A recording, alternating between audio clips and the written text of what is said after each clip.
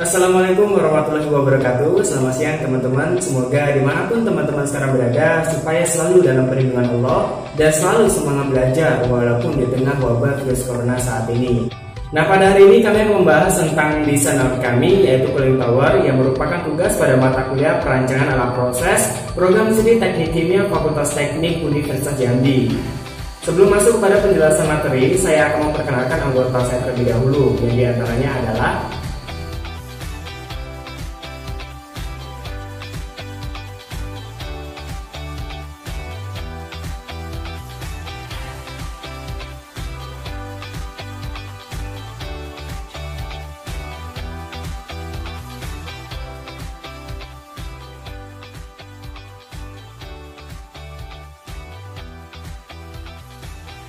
menara pendingin merupakan penurun panas yang melakukan kontak langsung dapat menurunkan temperatur secara drastis. Umpan masuk menara pendingin biasanya dialirkan melalui pompa sentrifugal untuk menaikkan air ke atas menara. Toleransi temperatur menara pendingin biasanya disebut range dan approach. Range merupakan perbedaan antara suhu masuk ke menara dan suhu keluar dari menara atau selisih antara air panas dan air dingin. Sedangkan approach yaitu perbedaan antara air keluar atau air dingin dengan temperatur bola basah dari udara atmosfer.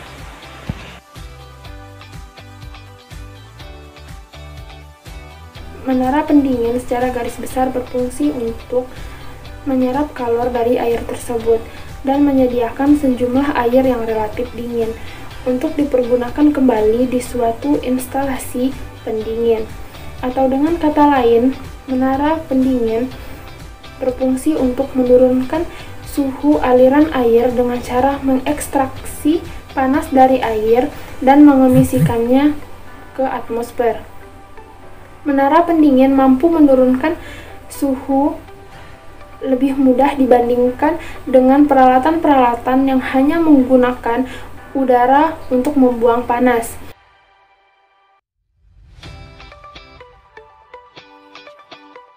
Sebelumnya telah dijelaskan mengenai sedikit tentang cooling tower dan fungsinya. Kemudian saya akan menjelaskan bagaimana cara kerja dari alat yang sudah kami lakukan. Air panas akan dipompa menuju cooling tower melalui selang. Kemudian air panas yang telah keluar tersebut secara langsung melakukan kontak dengan udara sekitar yang bergerak secara paksa karena pengaruh dari kipas yang terpasang di atas cooling tower. Setelah itu, air mengalir jatuh ke bahan pengisi pertama. Pada kondisi ini, sebagian kecil air akan menguap ke udara. Setelah air mengalir pada bahan pengisi pertama, air akan kembali mengalir jatuh pada bahan pengisi kedua. Air yang telah mengalami penurunan suhu akan ditampung di tempat penampungan air. Kemudian saya akan menjelaskan bagaimana komponen dan konstruksi pada cooling tower yang telah kami desain. Adapun komponen penyusun pada cooling tower diantaranya adalah hidrometer, termometer, drum, ember, selang sprinkler, pompa, besi siku, seng, baling kipas, dan motor penggerak. Sedangkan untuk konstruksi pada cooling tower secara umum berdasarkan alat yang telah kami desain, yang pertama ada kipas. Kipas merupakan bagian terpenting dalam cooling tower karena berfungsi untuk menarik udara dingin dan mensirkulasikan udara tersebut di menara pendingin untuk mendinginkan air, di mana kipas digerakkan oleh motor penggerak. Yang kedua, ada selang sprinkler, di mana selang ini berfungsi untuk mensirkulasikan air secara merata pada menara pendingin atau cooling tower, sehingga perpindahan kalor dapat dilakukan secara efektif dan efisien. Selang sprinkler dilengkapi dengan lubang-lubang kecil untuk menyalurkan air. Yang ketiga, ada bak penampung air atau water basin, di mana bak penampung air berfungsi untuk menampung air yang telah jatuh dari bahan pengisi atau filling material. Di mana pada bak penampung air atau water basin ini kami menggunakan ember berukuran 20 ml untuk menampung air yang telah jatuh dari filling material atau bahan pengisi. Selanjutnya ada kerangka cooling tower, di mana kerangka cooling tower berfungsi untuk menyangga cooling tower agar dapat tegak dan berdiri secara kokoh. Nah, untuk kerangka cooling tower, kami menggunakan besi siku berukuran 3 meter yang telah kami desain sesuai dengan kebutuhan. Selanjutnya ada lubang udara atau inlet louvre, di mana lubang udara ini berfungsi untuk masuknya udara melalui lubang-lubang yang ada. Selain sebagai masuknya udara, inlet louvre atau lubang udara ini berfungsi untuk melihat bagaimana kualitas dan kuantitas air yang akan didistribusikan. Dan yang terakhir ada bahan pengisi atau filling material, di mana pada bahan pengisi atau filling material ini kami menggunakan dua bahan pengisi. Fungsi dari bahan pengisi sendiri berfungsi untuk memecah air menjadi putaran-putaran tetes dengan maksud untuk memperluas bidang permukaan pendinginan agar perpindahan panas dapat dilakukan secara baik.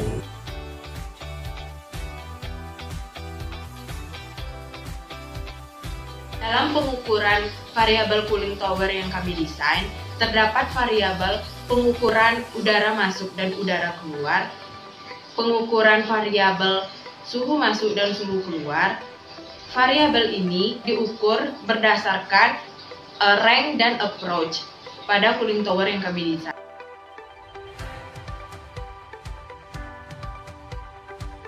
Berikut ini adalah analisa ekonomi berdasarkan cooling tower yang telah kami desain. Adapun untuk harga setiap item pada komponen cooling tower, kami mengambil sumber dari www.bukalapak.com. Untuk perhitungannya, kami melakukan pada tanggal 4 Mei 2020, di mana nilai tukar rupiah terhadap 1 dolar Amerika Serikat adalah sebesar 15.176,90 rupiah.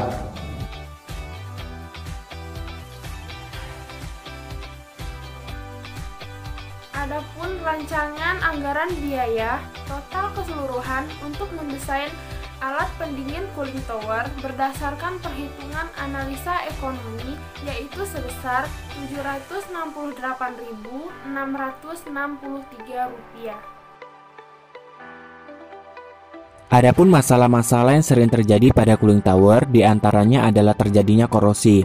Peristiwa korosi adalah peristiwa elektrokimia, di mana logam berubah menjadi bentuk asalnya akibat dari oksidasi yang menyebabkan penipisan dinding pada permukaan cooling tower, sehingga dapat menyebabkan keropos pada dinding cooling tower. Kemudian terjadinya fouling.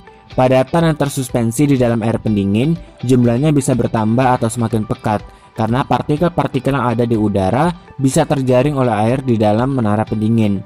Dan yang terakhir adalah pertumbuhan lumut dan mikroba. Mikroorganisme yang berasal dari air baku atau yang terjaring dari udara pada umumnya memperoleh suasana lingkungan sesuai dengan cara pertumbuhan mikroba, suhu yang lebih hangat, dan pada aliran air pendingin biasanya banyak nutrien sebagai sumber makanan atau substrat bagi pertumbuhan mikroba. Nah, kemudian kita masuk ke perhitungan kinerja desain cooling tower. Di sini kita dapat mengasumsikan angkanya terlebih dahulu, sehingga diperoleh nilai rata-rata dari data pengukuran adalah sebagai berikut.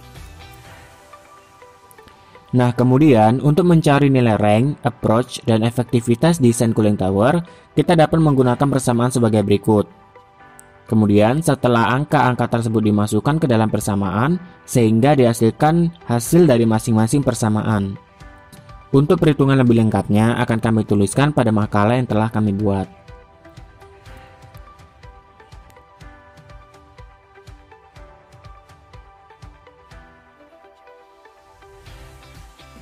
Dengan mempertimbangkan berbagai aspek termasuk analisa ekonomi dan rancangan anggaran biaya, menurut kami alat yang telah kami desain dapat diwujudkan secara nyata.